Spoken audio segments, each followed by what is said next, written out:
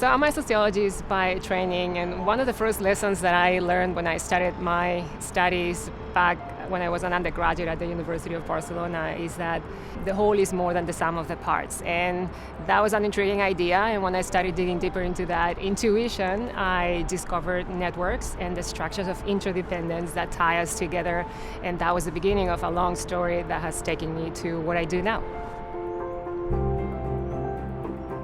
Most of my research now looks at how the structure of communication networks shape the information that people get access to, how dynamics of social influence unfold, how messages diffuse from person to person. And in particular, I'm interested in how digital technologies are shaping the structure and the functioning of those communication networks.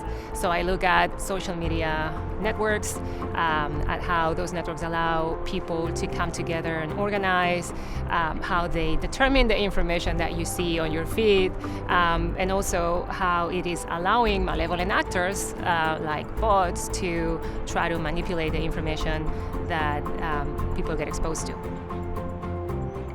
So for example, how people encounter political information or how you encounter news about the pandemic, this is all shaped by online networks, and understanding how those networks are formed, how they evolve, is crucial to understanding the information that people get access to. My teaching and mentoring is really very hands-on. I love giving my students the tools that allow them to develop their own projects and find their own answers to the questions that they pose themselves.